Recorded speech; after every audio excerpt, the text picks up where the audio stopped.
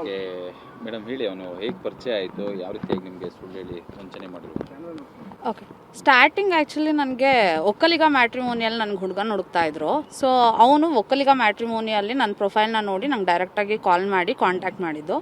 So first starting ಹೇಳಿದಾಗ ಅವನೊಬ್ಬ ದೊಡ್ಡ ಬಿಸ್ನೆಸ್ ಮ್ಯಾನ್ ಅಂತ ಹೇಳ್ತಾನೆ. ದೊಡ್ಡ ಬಿಸ್ನೆಸ್ ಮ್ಯಾನ್ ಅಂತ ಹೇಳಿ ಅವರಪ್ಪ ರಿಟೈರ್ಡ್ ತಹಸೀಲ್ದಾರ್, ಒಬ್ಳು ಅಕ್ಕ ಇದ್ದಾಳೆ. ಸೊ ಅವಳು MD ಮಾಡಿ ಜರ್ಮನಿಯಲ್ಲಿ ಸೆಟಲ್ ಆಗಿದ್ದಾಳೆ.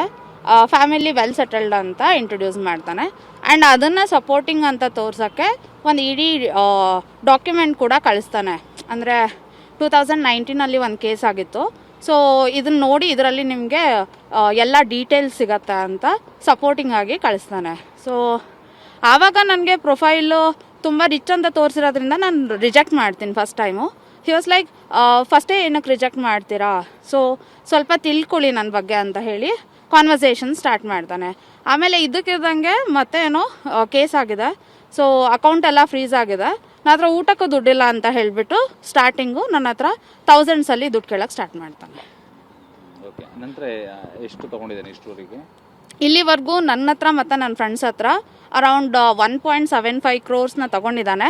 ಬಟ್ ಏನು ಮಾಡಿದ್ದಾನೆ ಅಂದರೆ ನನ್ನದೇ ದುಡ್ಡನ್ನ ಲೈಕ್ ಇವತ್ತು ಕೊಟ್ಟಿರೋ ದುಡ್ಡನ್ನ ವಾಪಸ್ ಹಾಕಿ ಮತ್ತೆ ನಾಳೆ ಕೊಡ್ವು ಅಂತ ಕೇಳಿ ಅದೇ ಟ್ರಾನ್ಸಾಕ್ಷನ್ ಆಗಿರೋ ಥರ ತೋರಿಸಿ ಅರೌಂಡ್ 21.5 ವಾಪಸ್ ಹಾಕಿರೋ ಥರ ತೋರಿಸಿದ್ದಾನೆ. ಸೊ ಇನ್ನು ಅರೌಂಡ್ 1.53 crore ವಾಪಸ್ ಕೊಡಬೇಕು.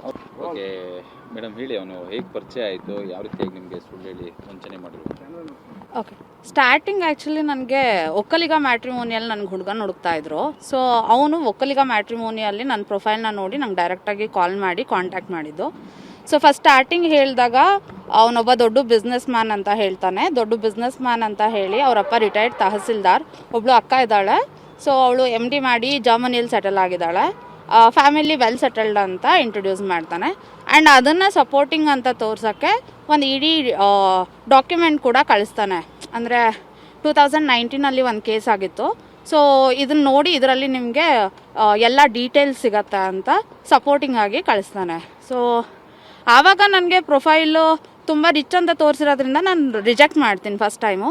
ಹಿ ವಾಸ್ ಲೈಕ್, ಫಸ್ಟೇ ಏನಕ್ಕೆ ರಿಜೆಕ್ಟ್ ಮಾಡ್ತೀರಾ, ಸೊ ಸ್ವಲ್ಪ ತಿಳ್ಕೊಳ್ಳಿ ನನ್ನ ಬಗ್ಗೆ ಅಂತ ಹೇಳಿ ಕಾನ್ವರ್ಸೇಷನ್ ಸ್ಟಾರ್ಟ್ ಮಾಡ್ತಾನೆ.